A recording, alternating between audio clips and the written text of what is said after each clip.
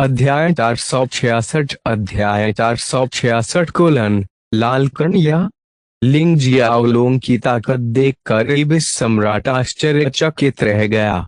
वह मदद नहीं कर सका, लेकिन लिंग जियाओलोंग को एकटक देखता रहा, यह सोचकर कि कोई इंसान इतना शक्तिशाली कैसे हो सकता है। वह लिंग जियाओलोंग से नहीं डरता था। दरअसल उसकी आंखों में एक अजीब सी रोशनी आ गई, उसका दिल तेजी से धड़कने लगा। यह सब उत्तेजना के कारण था। हाँ, एबिस सम्राट अपने सामने इतने शक्तिशाली प्रतिद्वंद्वी को देखकर उत्साहित था। इसके दो कारण थे। सबसे पहले, उसे यह भी याद नहीं है कि आखिरी बार उसका सामना लिंग जियाओलोंग जैसे शक्तिशाली प्रतिद्वंद्वी से कब हुआ था। वह एक ऐसी लड़ाई के लिए उत्सुक था जो वास्तव में उसकी क्षमताओं का परीक्षण करेगी। हालांकि लिंग जियाओलोंग ने जो ताकत दिखाई थी वह अभी भी वास्तव में उसके खिलाफ जाने के लिए पर्याप्त नहीं थी। अगर उसने अपनी ताकत को दबा दिया तो क्या होगा? उस समय वे निश्चित रूप से लिंग जियाओलोंग के साथ कुछ राउंड लड़ सकते थे। एक मजबूत प्रतिद्वंद्वी से लड़ने के बारे में सोचकर ही वे उत्साहित हो गया। दूसरे, वह लिंग जियाओलोंग को हराने और यहाँ तक कि मारने में भी आश्वस्त था। यदि वह लिंग जियाओलोंग को निगल जाता है तो उसकी ताकत निस्संदेह अराजकता के स्रोत को निगलने पर भरोसा किए बिना और बढ़ जाएगी। क्यों? यह उन 36 नियमों के कारण है जो तारों वाले आकाश के प्रतिबिंब से उत्पन्न हुए हैं। वे 36 नियम निस्संदेह उन सभी नियमों से अधिक मजबूत हैं जिन्हें उसने कभी महसूस किया या देखा है। वे लिंग जियाओलोंग की समझ का प्रतिनिधित्व करते हैं। यदि वह लिंग जियाओलोंग को निगल जाता है तो इसका मतलब अप्रत्यक्ष रूप से नियमों की उसकी समझ को भी आत्मसात करना है। इन नियमों का उपयोग उसके अपने रसातल के नियमों को परिष्कृत, पूरक और मजबूत करने के लिए किया जा सकता है। उस समय एक कदम आगे बढ़ाना कठिन नहीं होगा। एबिस सम्राट की पहचान और प्रेरणाओं को स्पष्ट करने और उन पर जोर देने के लिए आप इस तरह से मार्ग को संशोधित कर सकते हैं। कौन है ये? वह रसातल सम्राट, रसातल का अदम्य शासक और लोगों का भक्षक है। कौन सी चीज उसे सबसे अधिक उत्साहित करती है? उसकी शक्ति बढ़ने की अनुभूति से अधिक उसे कुछ भी रोमांचित नहीं करता है। वे कैसे उत्साहित नहीं हो सकता था जब अकेले लिंग जियाओलोंग को निगलने से उसकी ताकत बढ़ सकती थी। हालांकि उससे पहले उसे अभी भी कुछ पूछना था। आपने ऐसा कैसे किया? रसातल सम्राट ने अराजकता के प्रतिबिंब को देखा और गहरी आवाज में पूछताछ जारी रखी। आपने अराजकता की छवि को रसातल में कैसे बुलाया? और वे 36 नियम क्या थे? उन्होंने अराजकता के 108 नियमों को भी पार कर लिया। एबिस सम्राट अज्ञात वर्षों तक जीवित रहने के बाद कल्पना से परे अनुभव रखता है। उनकी बुद्धि में ऐसे अनगिनत रहस्य शामिल हैं जिनके बारे में कोई नहीं जानता।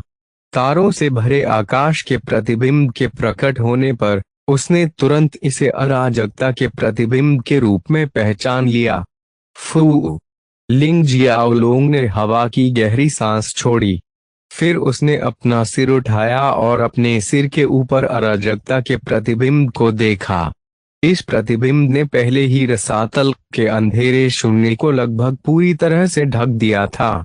एबिस सम्राट को सीधे जवाब देने के बजाय लिंग जियाओलोंग ने इस तरह से बात की जो खुद से बात करने जैसा लग रहा था। यह मेरी अराजकता का प्रतिबिंब है।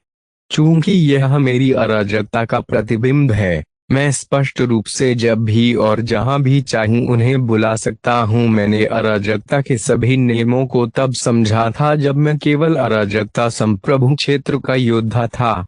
फिर भी मैंने युद्ध में कभी भी अराजकता के नियमों का इस्तेमाल नहीं किया। यहाँ तक कि जब मैंने उनकी ताकत का दोहन किया और उनका इस्तेमाल किया तो यह केवल सतही उद्देश्यों के लिए था। मैं हमेशा मानता था कि अराजकता के नियम मेरी अराजकता की पूर्णता और विकास के लिए आवश्यक थे, लेकिन आज मैं उन्हें युद्ध में नियोजित करूंगा। मैं तुम्हें हराने के लिए उनकी शक्ति का उपयोग करूंगा। अचानक उसके चेहरे पर एक दृढ़ भाव प्रकट हुआ। लिंग जियाओलोंग ने अपना ध्यान इबिस सम्राट की ओर लगाया और कहा, हाँ, मैं तुम्हें हराने के लिए अपनी अराजकता के नियमों का उपयोग करूंगा। जहां तक उन 36 नियमों की बात है, वे मेरी अराजकता के सर्वोच्च नियम हैं। अगर मैं तुम्हें बताऊं तो भी तुम नहीं समझोगे। चलो छोड़ें और अपनी लड़ाई जारी रखें। बोलने के बाद लिंग जियाओलोंग ने अपना हाथ लहराया और उसके पीछे किंग मार्शल स्पिरिट ने युद्ध का रुख अपनाया। किसी अज्ञात समय पर शाश्वत रोष दिव्य सम्राट मार्शल स्पिरिट पहले ही किंग मार्शल स्पिरिट के हाथ में लौट आया था। बूम! एक बार फिर राजा मार्शल स्पिरिट ने भाला फेंका। इस बार यह इबिस सम्राट को निशाना बना रहा था। भाले की मार्शल स्पिरिट ने शून्य में एक ध्वनि उत्पन्न की और उसके ताने बाने को छेद दिया और एक पल में इबिस सम्राट के सिर के सामने प्रकट हो गया। ऐसा लग रहा था मानो भाला अगले ही क्षण रसातल सम्राट के सिर को नष्ट कर देगा। आखिरकार इस भाले को 36 सुप्रीम कैओस नियमों द्वारा मजबूत किया गया था। लिंग जियाओलोंग बहुत आश्वस्त थे, तथापि उसने उसी समय एक सबक सीख लिया। सबक यह था कि यह जरूरी नहीं है कि चीजें बिल्कुल वैसा ही मोड़ लें जैसा हम चाहते हैं। कभी कभी चीजें हमेशा वैसी सामने नहीं आती जैसी हम उनसे उम्मीद करते हैं। एक अंगुली। हाँ, एबिस सम्राट ने 36 सुप्रीम कैओस नियमों से भरे अपने भाले मार्शल स्पिरिट को रोकने के लिए केवल एक उंगली का इस्तेमाल किया। जब लिंग जियाओलोंग ने यह दृश्य देखा तो वे भयभीत हो गया। उसने देखा कि रसातल सम्राट की उंगली रसातल की गहराई में पैदा हुई धातु की तरह थी। यह पूरी तरह से अंधेरा था और रसातल ऊर्जा की मोटी परत से घिरा हुआ था। एबिसल एनर्जी के अलावा यह लाल रंग के कणों के साथ भी चमक रहा था। इन स्कारलेट कणों ने न केवल स्पीयर मार्शल स्पिरिट को अवरुद्ध किया, बल्कि उन्होंने इसे पूरी तरह से प्रतिबंधित भी कर दिया। Eternally purely divine spear martial spirit अब लिंग जियाओलोंग के पास वापस नहीं लौट सकती, चाहे उसने कितना भी संघर्ष करने की कोशिश की हो। जब एबिस सम्राट ने अपने भाले को अवरुद्ध कर दिया तो लिंग जियाओलोंग को अचानक एक पहाड़ी दबाव महसूस हुआ। वह वहां केवल कुछ ही क्षणों के लिए था, लेकिन उस छोटी सी अवधि में ऐसा लगा जैसे वह नरक की 9वीं परत में गिर गया हो और उसे अनंत दंड से दंडित किया गया हो। वह भयानक अनुभूति अभी भी उसके हृदय में ताजा बनी हुई थी। उस पल में लिंग जियाओलोंग को एहसास हुआ कि वह निश्चित रूप से 36 सर्वोच्च नियमों के साथ भी एबिस सम्राट का मुकाबला नहीं कर सकता है। हालांकि अराजकता के 36 सर्वोच्च नियम बेहद शक्तिशाली हैं और उसे अनंत शक्ति प्रदान कर सकते हैं, लेकिन वे वास्तव में उनका उपयोग करने के लिए पर्याप्त मजबूत नहीं है। वह उनकी वास्तविक शक्ति का उपयोग केवल 2 स्थितियों में ही कर सका। सबसे पहले उसे अराजकता का राजा बनना होगा। दूसरे, उसे अपनी अराजकता को उसके वास्तविक रूप में सामने लाना होगा, न कि केवल उसके प्रतिबिंब के रूप में। केवल जब इनमें से कोई भी शर्त पूरी हो जाती है तो वह अपनी अराजकता के सर्वोच्च नियमों की पूरी शक्ति को उजागर कर सकता है। इसके अलावा एबिस सम्राट पहले से ही एबिस के राजा के रूप में शासन करता है और वह उस दायरे के शिखर पर खड़ा है, एक स्तर ऊपर चढ़ने से बस एक कदम दूर है। उसकी वर्तमान ताकत निश्चित रूप से एबिस सम्राट के खिलाफ जाने के लिए पर्याप्त नहीं थी। निकालना। चूंकि शाश्वत रोष दिव्य भाला मार्शल स्पिरिट अपने आप लिंग जियाओलोंग के पास वापस नहीं लौट सका, इसलिए लिंग जियाओलोंग ने इसे खारिज करके सीधे इसे वापस ले लिया। शाश्वत रोष दिव्य भाला उसी क्षण गायब हो गया। पर लेकिन अगले ही पल लिंग जियाओलोंग को ऐसा लगा जैसे उसकी आत्मा पर हमला किया गया हो। उनकी मार्शल आत्माएं उनकी आत्मा से जुड़ी हुई हैं। जब लिंग जियाओलोंग ने भाला मार्शल स्पिरिट वापस ले लिया तो यह पहले से ही लाल कणों से प्रभावित था। लिंग जियाओलोंग की तुरंत वापसी की जल्दबाजी की कार्रवाई के कारण लाल कण उसकी आत्मा तक पहुंचने में सक्षम हो गए और उसे जहर देना शुरू कर दिया। उसकी आत्मा में लाल कण अविश्वसनीय गति से फैल गए थे। कुछ ही सेकेंड में यह पहले से ही एक को प्रभावित कर चुका था। उसकी आत्मा का चौथा भाग और अभी भी फैल रहा था। यह दृश्य देखकर रसातल सम्राट के चेहरे पर मुस्कान आ गई। उसकी मुस्कान और भी चौड़ी होती गई। फिर उसने अपना सिर हिलाया और कहा, शुरुआत में मैं वास्तव में आपके साथ कुछ राउंड लड़ना चाहता था। दुर्भाग्य से आप मौत का फैसला करने की जल्दी में थे। आपने उस मार्शल स्पिरिट को वापस क्यों ले लिया? Thump thump. लिंग जियाओलोंग को ऐसा महसूस हुआ जैसे उसके दिल की धड़कन तेज हो गई हो। उसका शरीर तो क्या, उसकी आत्मा भी कांप रही थी। वह एक आसन खतरे को महसूस कर सकता था जो उसकी आत्मा तक पहुंच चुका था। वह लाल कणों के बारे में भी कुछ नहीं कर सका। उसे पता नहीं है कि क्या करना है। एक समय था जब वे आत्मा के मामले में सबसे मजबूत थे। यह तब था जब वे अभी भी स्रोत ब्रह्मांड में था जिसे स्वर्ग कहा जाता था। लेकिन यहाँ जब आत्मा की बात आती है तो वे सबसे कमजोर था। क्या आप जानते हैं कि वे लाल कण क्या है? एबिस सम्राट ने अचानक कुछ सोचा और एक झटके में लिंग जियाओलोंग के सामने आ गया। उसकी दो अलग अलग रंग की राक्षसी आंखें सीधे लिंग जियाओलोंग की ओर देख रही थीं, जैसे कि वे उसके भौतिक रूप को नहीं बल्कि उसकी बिगड़ती आत्मा को देख रही हों। लिंग जियाओलोंग ने बात नहीं की। ऐसा लग रहा था जैसे वह नारकीय पीड़ा सह रहा हो। ऐसा लग रहा था जैसे लाखों नुकीली सुइयां उसके शरीर में चुभ रही थीं, एक के बाद एक छेद कर रही थीं और गहराई से गहराई तक जा रही थीं। वह संघर्ष कर रहा था, अपना संयम बनाए रखने और समाधान के बारे में सोचने के लिए संघर्ष कर रहा था। जब कोई उत्तर नहीं आया तो एबिस सम्राट ने आप भरी और समझाना शुरू किया। अनंत अंधकार के विशाल विस्तार में अज्ञात संख्या में ब्रह्मांडीय क्षेत्र मौजूद हैं।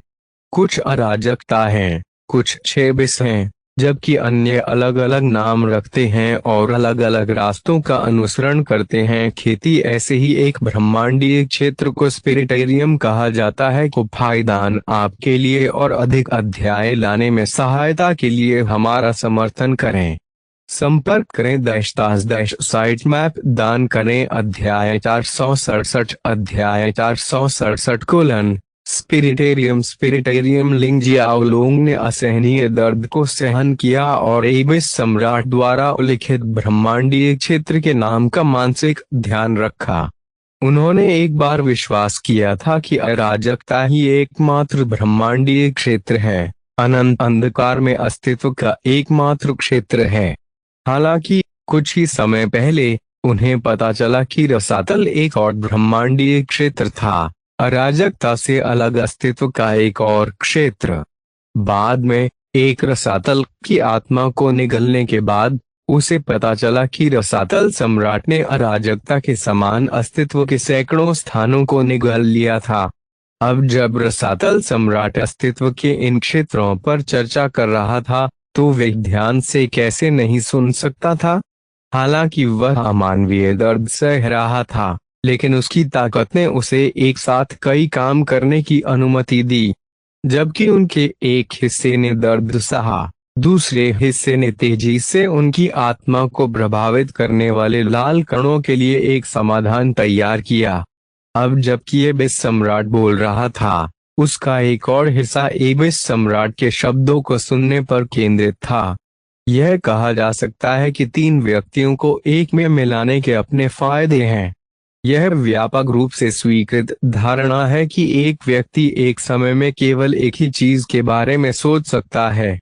किसी भी व्यक्ति के लिए, चाहे उसकी ताकत कुछ भी हो, एक साथ कई चीजों के बारे में सोचने का कोई रास्ता नहीं है।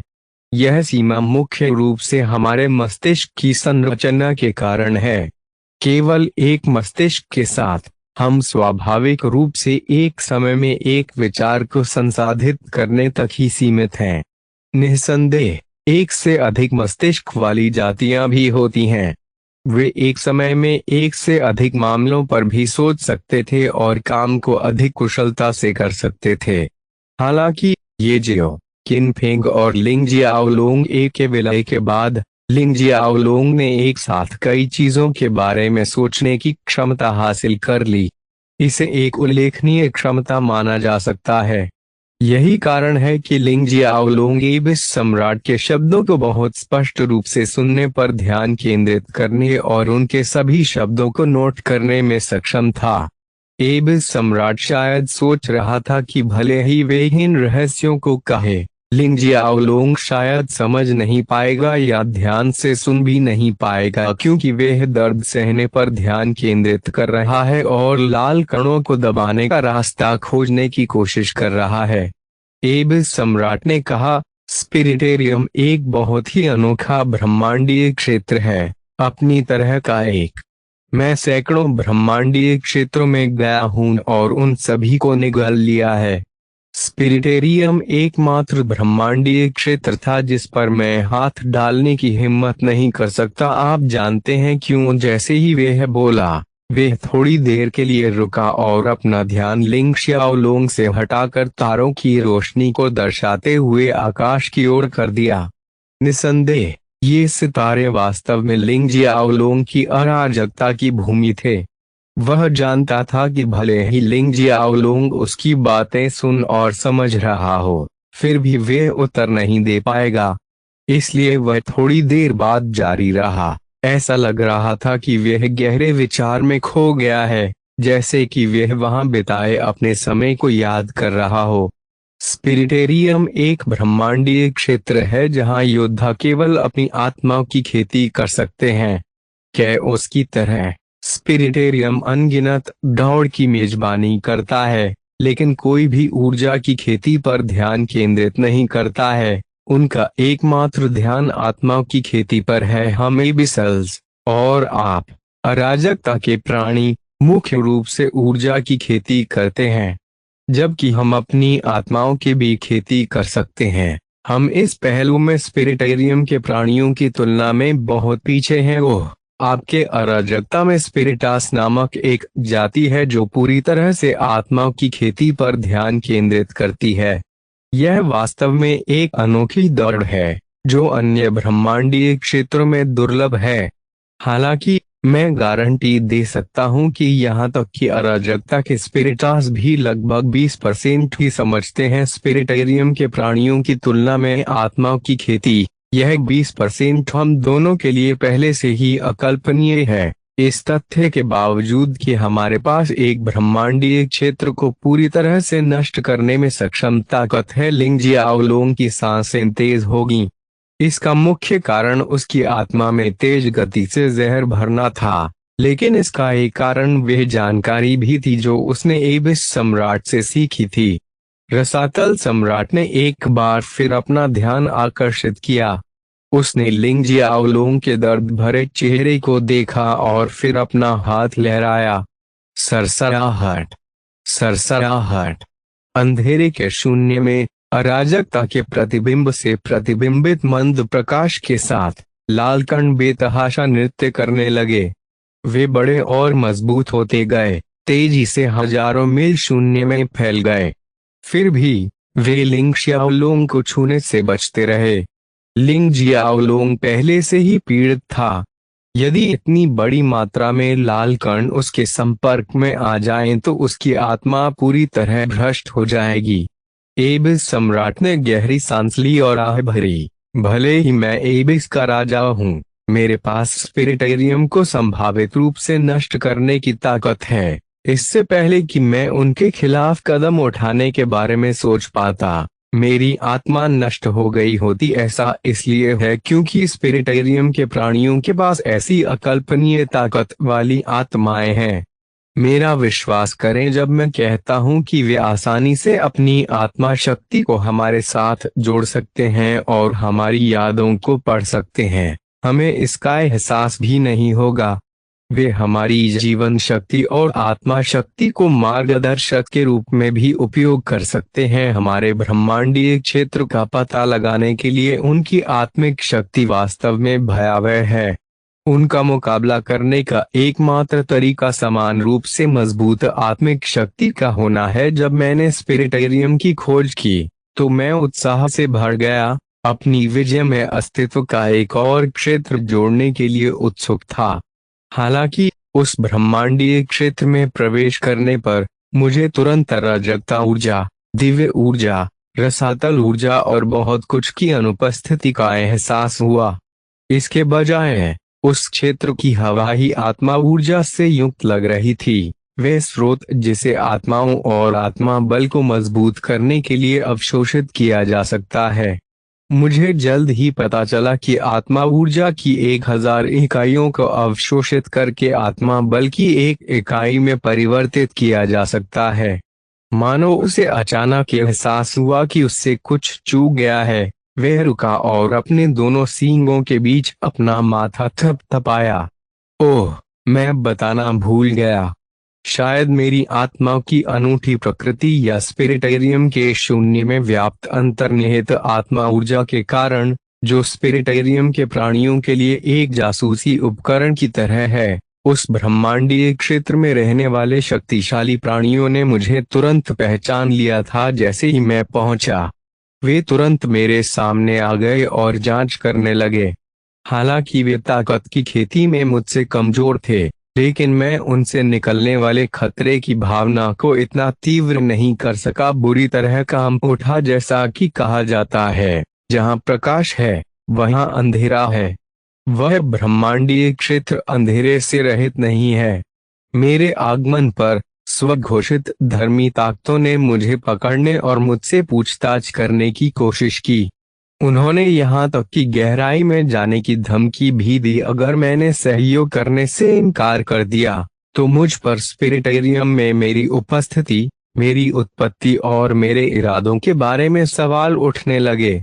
एबिस सम्राट अचानक मुस्कुराया। उसकी मुस्कुराहट शुद्ध बुराई का प्रतिबिंब लग रही थी। कुछ सेकेंड के लिए रुकते हुए उन्होंने आगे कहा, सौभाग्य से स्पिरिटेरियम में अंधेरे शक्तियां भी मौजूद हैं। मेरे प्रवेश पर मेरे अंधेरे को उन्होंने महसूस किया। उन्होंने हस्तक्षेप किया, मुझे मुक्त किया और मुझे उत्साहित किया। यह उस समय के दौरान था जब मैंने अंतर्दृष्टि प्राप्त की थी, स्पिरिटेरियम और सोल कल्टीवेशन। मुझे अपनी खुद की कमजोरी का भी एहसास हुआ। मुझे पता चला कि अनगिनत ब्रह्मांडीय क्षेत्रों को खत्म करने और भस्म करने की ताकत रखने के बावजूद मैं कितना कमजोर हूँ। तब मैंने राजा के स्तर से भी आगे बढ़ने का संकल्प लिया। रसातल, चूंकि मैं स्वयं अंधेरे का अवतार हूँ, रसातल का शासक हूँ, इसलिए उन अंधेरी ताकतों ने मुझसे जुड़ाव महसूस किया। हमने सूचनाओं का आदान प्रदान किया। मैंने उन्हें बहुमूल्य जानकारी दी जिससे उनकी ताकत में तेजी से वृद्धि हो सकती थी, और उन्होंने मुझे सिखाया कि मुझे कैसे विकसित करना है आत्मा। हालांकि एक विदेशी इकाई के रूप में स्पिरिटेरियम ने मुझे स्वीकार नहीं किया। यह अफसोस की बात है कि मैं अपनी आत्मा शक्ति को बढ़ाने के लिए आत्मा ऊर्जा का उपयोग नहीं कर सका।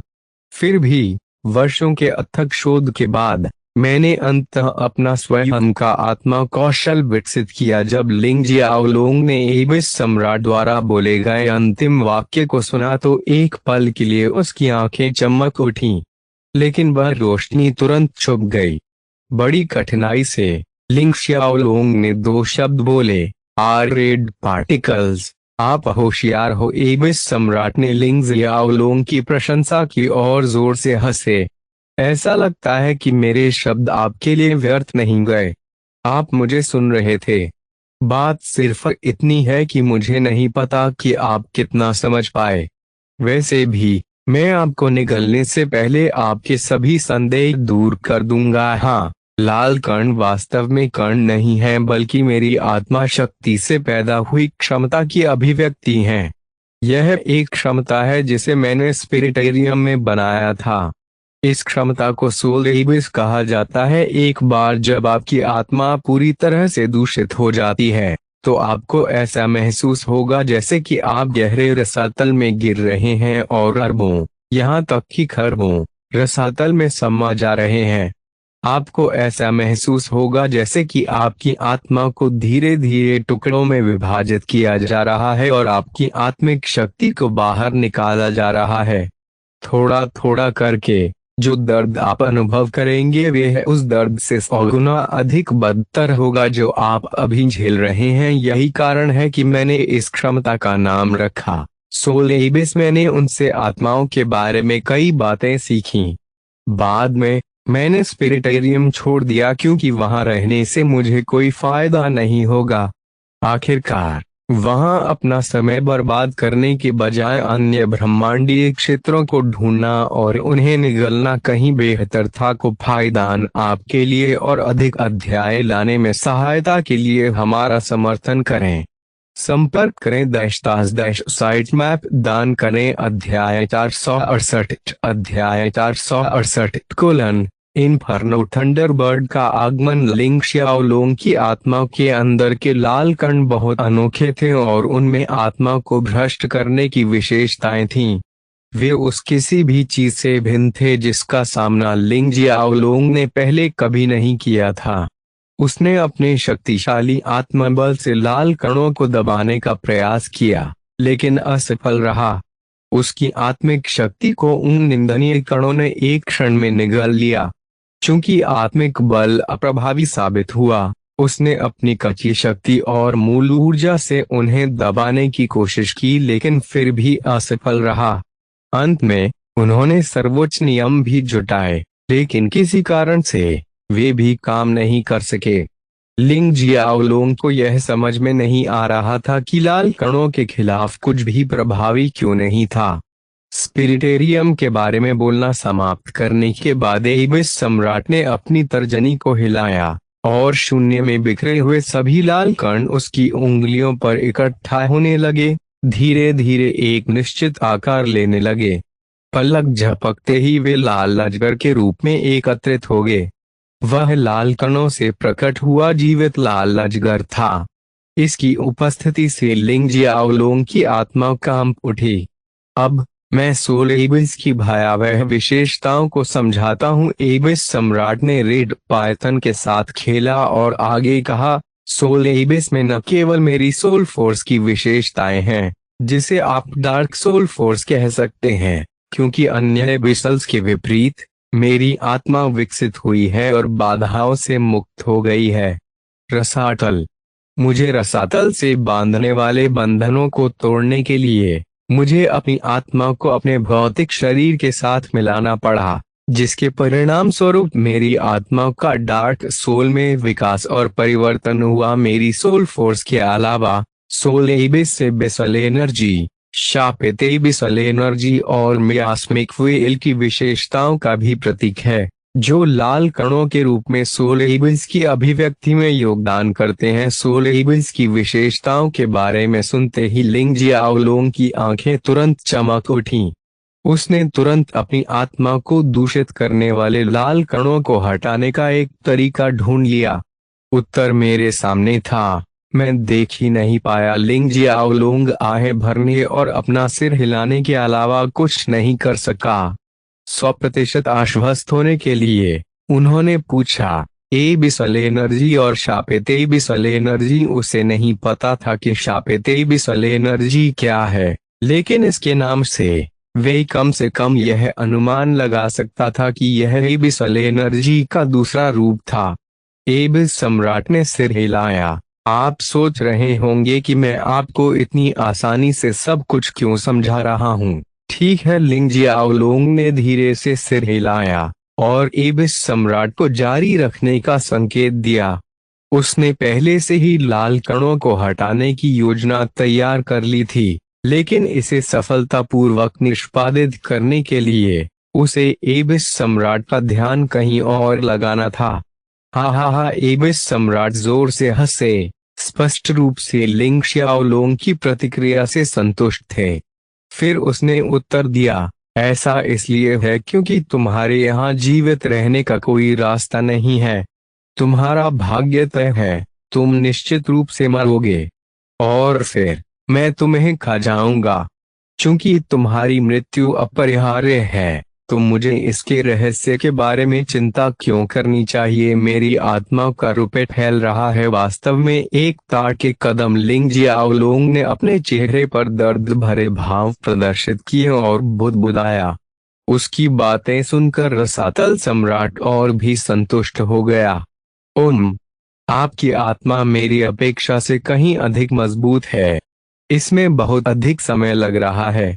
आप जाइए और काम पूरा कीजिए। एबिस सम्राट ने लाल अजगर को देखा, जिसने अपना छोटा सिर हिलाया और तुरंत लिंग जियाओलोंग के शरीर के अंदर उड़ गया। लिंग जियाओलोंग ने विरोध करने की कोशिश नहीं की। अब जब उन्हें लाल कणों से छुटकारा पाने का तरीका पता चल गया, तो चिंता करने की कोई जरूरत नहीं थी। दरअसल वह चाहता था कि एबिस सम्राट उसके शरीर के अंदर अधिक से अधिक लाल कण डाले। समय बीता गया। 1 मिनट, 5 मिनट, 10 मिनट, 1 घंटा। अंततः 1 घंटे के बाद एबिस सम्राट अपनी उलझन पर काबू नहीं रख सका। उसे आश्चर्य हुआ कि लाल अजगर को उसके शरीर के अंदर भेजने के बावजूद लिंग जियाओलोंग की आत्मा भ्रष्ट क्यों नहीं हुई। एबिस सम्राट से अनभिज्ञ लिंग जियाओलोंग ने पहले ही अपने शरीर और आत्मा से सोल एबिस के हर निशान को मिटा दिया था। तथ्य यह है कि इसे हासिल करने में 1 घंटे से अधिक का समय लगा। यह रेखांकित करता है कि सोल एबिस वास्तव में कितना भयानक था। अचानक एबिस सम्राट को कुछ महसूस हुआ। उसकी आकृति चमक उठी और जहां वह खड़ा था, वहां से हजारों मीटर दूर दिखाई दी। यही वह क्षण था जब सफेद लौक का एक फव्वारा प्रकाश के खंभे की तरह आकाश में फूट पड़ा और पागलों की तरह फैल गया। यह है, एबिस सम्राट को बहुत सूक्ष्म अनुभूति हुई, लेकिन वह बता सकता था कि कुछ बेहद गलत था। आपकी प्रतिक्रिया की गति खराब नहीं है। कुछ सेकंड बाद जब सफेद लौक का स्तंभ गायब हो गया, तो लिंग जियाओलोंग की आकृति सामने आई। वह सफेद लौक की एक गेंद के साथ खेल रहा था और एबिस सम्राट को मजाक भरी नजरों से देख रहा था। यह असंभव है। तुमने यह कैसे किया? रसातल सम्राट पूछने के अलावा कुछ नहीं कर सका। वह जानना चाहता था कि लिंग जियाओलोंग ने अपनी आत्मा की खाई से कैसे छुटकारा पाया। ऐसा लगता है कि मैं अकेला नहीं था। यह छोटी सी बात आपके दिमाग से भी छूट गई। लिंग जियाओलोंग की सुनहरी पुतली में एक रोशनी चमकी जो तुरंत शांत हो गई। उसके मुंह का कोना मुस्कुराहट में बदल गया। कौन सी छोटी सी बात? रसातल सम्राट उत्सुक था। लिंग जियाओलोंग ने अपना हाथ उठाया और एबिस सम्राट की ओर सफेद लौक का गोला प्रकट किया। अब समझाने की बारी उनकी थी। माइक ओसेसेंस फ्लेम काफी अनोखी है। इसमें कई विशेष गुण हैं, लेकिन इसकी सबसे उल्लेखनीय विशेषताओं में से एक इसकी निगलने की क्षमता है।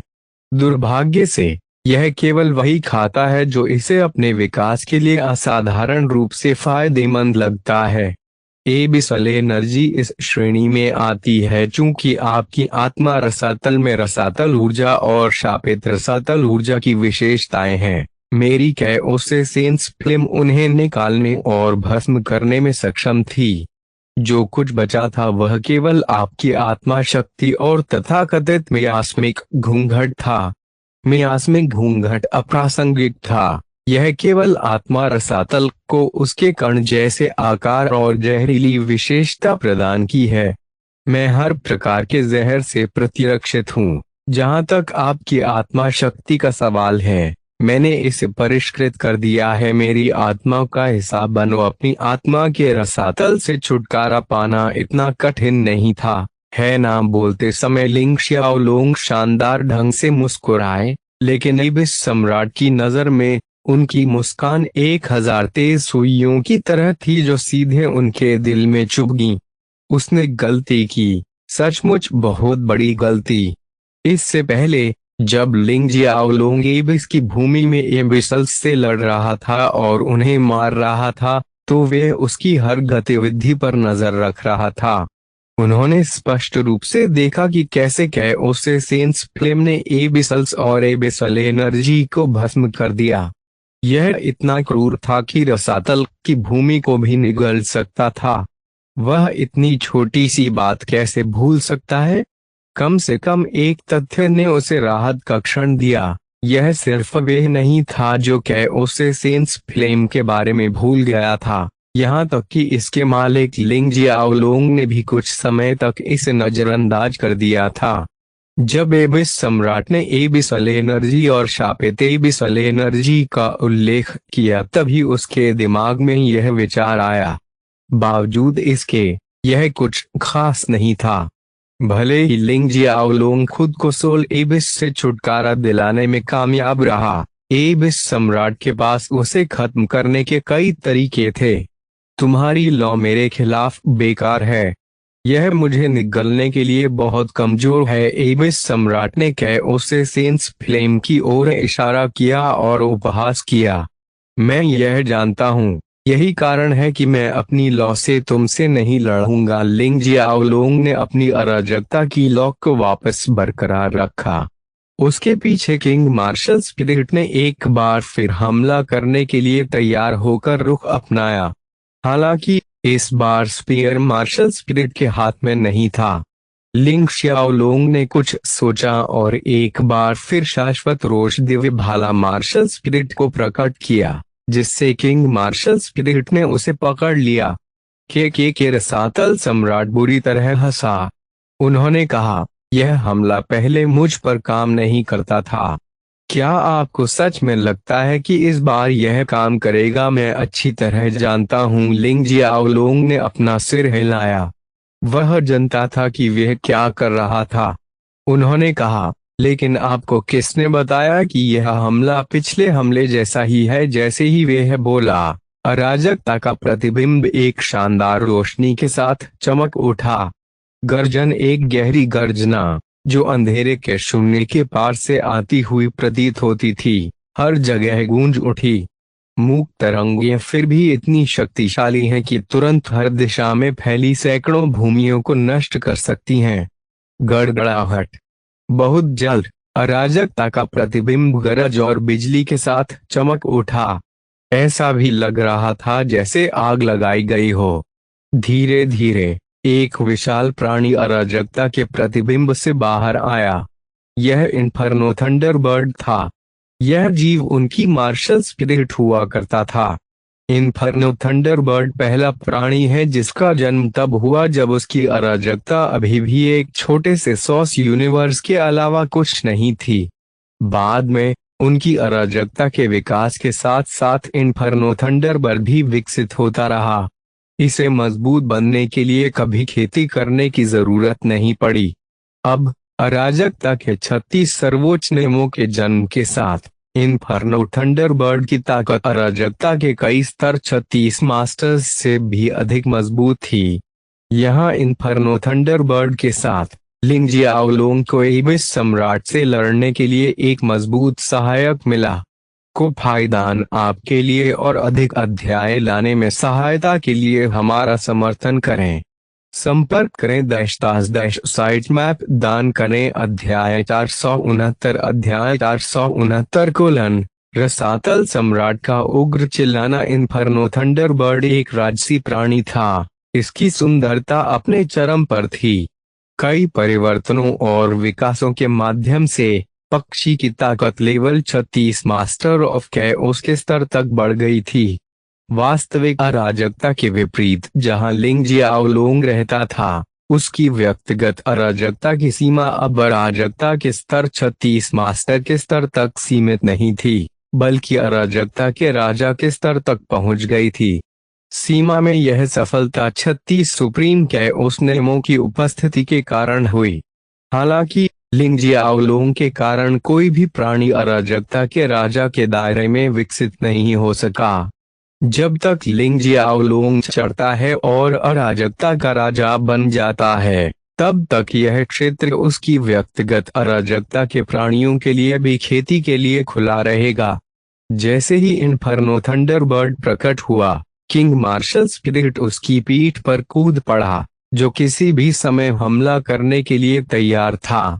दोनों एक हो गए, और उनकी शक्तियों के संयुक्त होने से लिंग शियाओलोंग का मानना था कि वे कम से कम कुछ समय के लिए एबिस सम्राट का सामना कर सकते हैं। लेकिन वह पूरी तरह आश्वस्त नहीं था, क्योंकि एबिस सम्राट एबिस का राजा था और शक्तिशाली भी था। इसीलिए उसने पहले ही सोच लिया था कि इस अंधकार अवतार का सामना कैसे करना है। वह एबिस सम्राट को मारने में आश्वस्त नहीं था। क्यों? यह इस तथ्य के कारण है कि एबिस सम्राट ने अपनी अधिक शक्ति नहीं दिखाई थी। लिंग शियाओलोंग बता सकता है कि एबिस सम्राट को अभी भी वास्तव में उससे लड़ना था। उसे अब तक उसके साथ खेलना ज्यादा अच्छा लग रहा था, यह जानते हुए कि एबिस सम्राट को मारना तो दूर, उसके पास उसे हराने की क्षमता भी नहीं हो सकती है। लिंग जियाओलोंग ने कम से कम नहीं मारने का दृढ़ संकल्प किया था। इस प्रकार उसने अपनी शक्ति का पूरा इस्तेमाल करने का संकल्प लिया। वे इस बार पूरी ताकत लगाने की योजना बना रहा था। प्रिमोर्डियल ओरिजिन ब्लड लाइन, मुझे दिखाओ कि तुम्हारे पास क्या है। जिस क्षण से उसने यह वंशावली प्राप्त की, लिंग जियाओलोंग ने अभी तक अपनी शक्ति का उपयोग नहीं किया है। जैसे ही प्राइमोर्डियल ओरिजिन ब्लड लाइन बढ़ी, अंधेरे का शून्य लिंग शियाओलोंग से निकलने वाली शानदार सुनहरी रोशनी से जगमगा उठा। जहां भी यह दीप्तिमान चमक फैली, अंधकार और एबिस एनर्जी को पीछे हटने के लिए मजबूर होना पड़ा। यह है तो यह वे है। एबिस सम्राट क्षण भर के लिए चौंक गया। उसकी अभिव्यक्ति से पहचान की झलक मिल रही थी। उसकी आंखों में एक उन्मत्त चमक चमक उठी और उसके शरीर से युद्ध के इरादे का ज्वार फूट पड़ा। वह तुरंत कार्यवाही करने की अपनी इच्छा पर काबू पाने के लिए संघर्ष करते दिखे। एक अशुभ मुस्कान के साथ उसके होंठ मुड़ गए और वह बुदबुदाया, चलो मुझे दिखाओ कि तुम्हारे पास क्या है। चुना हुआ लिंग जियाओलोंग एबिस सम्राट के शब्दों से अनभिगे रहा, पूरी तरह से उसकी बढ़ती शक्ति के उत्साह में डूबा हुआ था। जैसे ही उसके शरीर में गहरा परिवर्तन हुआ, उसकी आंखें कसकर बंद हो गईं। यहाँ तक कि आदिकालीन मूल आंखें भी पूरी तरह से सक्रिय हो गईं। पहले केवल उसकी पुतलियां सुनहरी थीं, जो नीले परितारिका की पृष्ठभूमि पर सेट थीं। लेकिन अब सफेद श्वेत पटल के अलावा उसकी पूरी आंख शुद्ध सुनहरे रंग से चमक रही थी, जो उसकी बेजोड़ सुंदरता को प्रदर्शित कर रही थी।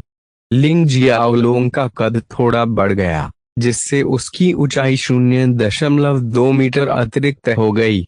उसके चांदी के बाल लंबे हो गए। आदिकालीन उत्पत्ति से बना एक देदीप्यमान स्वर्ण कवच उसके शरीर पर साकार हुआ। यह उसके परिवर्तन का अंत नहीं था।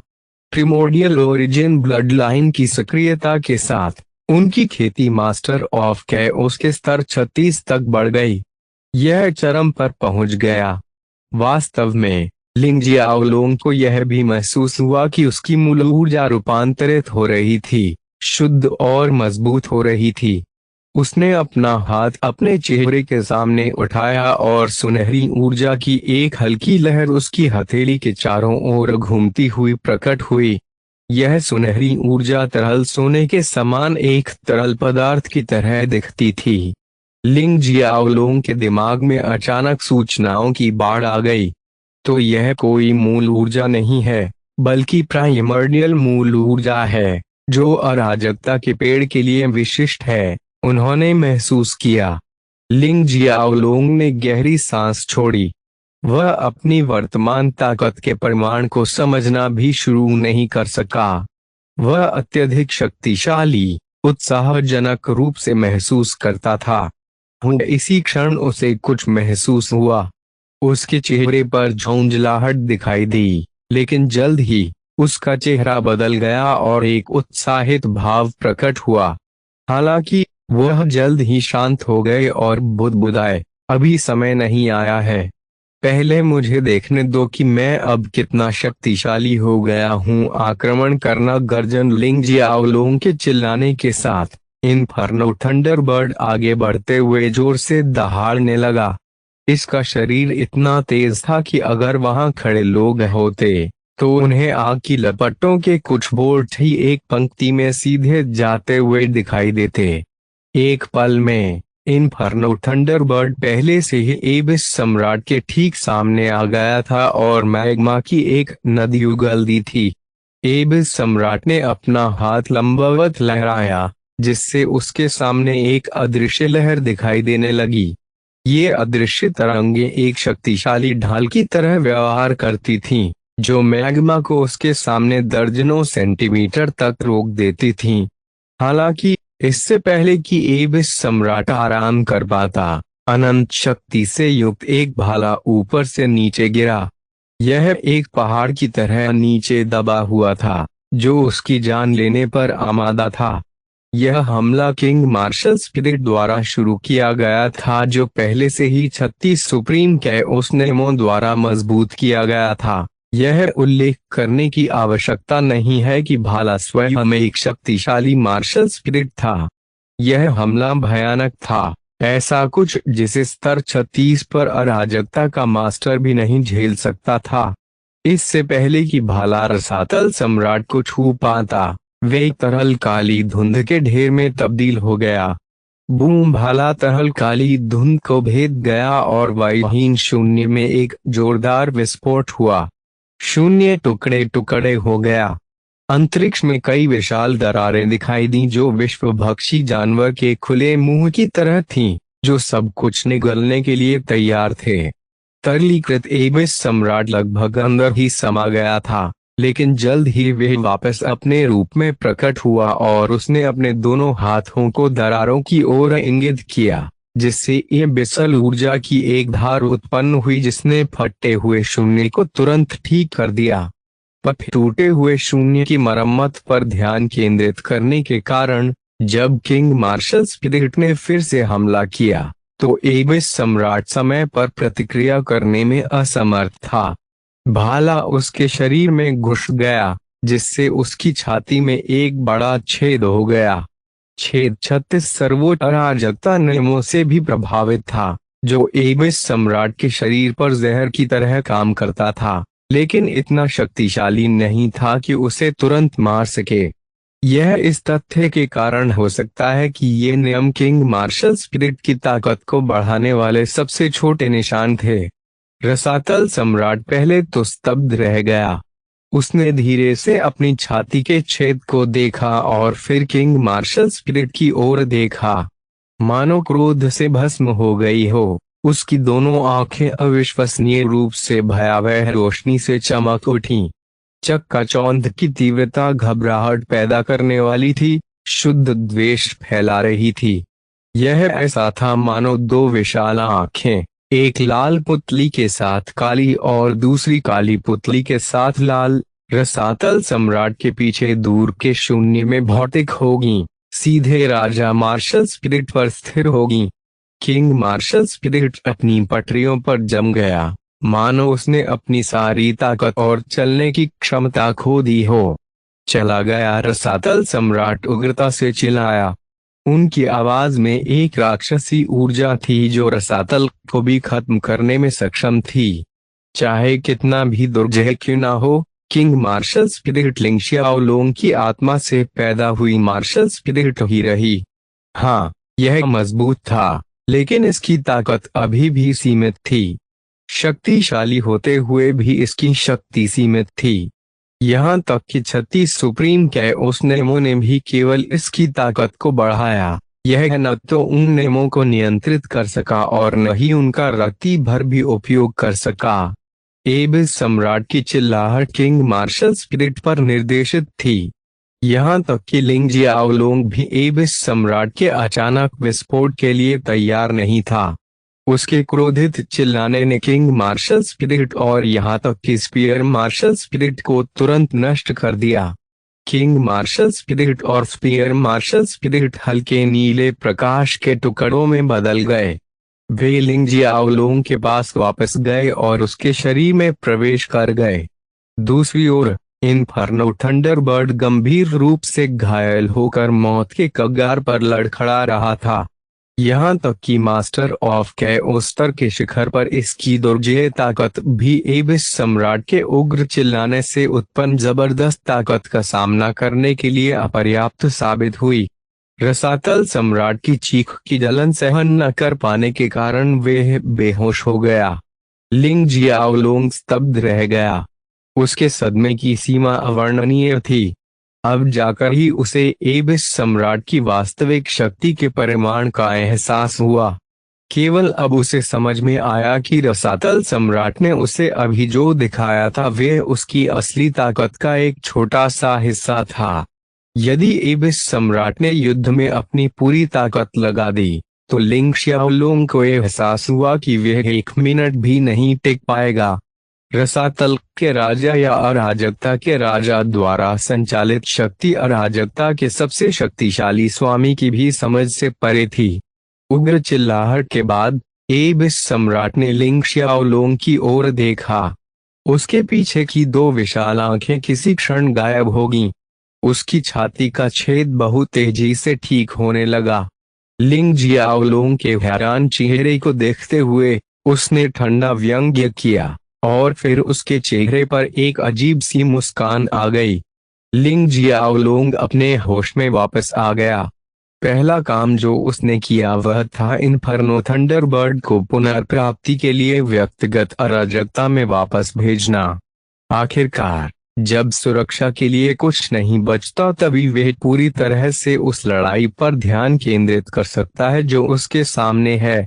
को फायदान आपके लिए और अधिक अध्याय लाने में सहायता के लिए हमारा समर्थन करें। संपर्क करें _साइटमैप दान करें। अध्याय 470 चुना हुआ। क्या आप इतने से ही चौंक गए? एबिस सम्राट ने ठंडे स्वर में हंसते हुए पूछा। उसकी आवाज उपहास से भरी हुई थी। वास्तव में लिंग जियाओलोंग को एबिस सम्राट की हंसी पर कोई आपत्ति नहीं थी।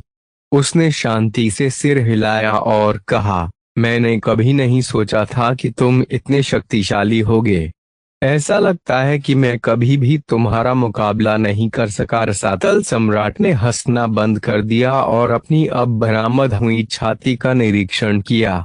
फिर वे आश्चर्यचकित स्वर में बड़बड़ाया, वे हमला बुरा नहीं था। आम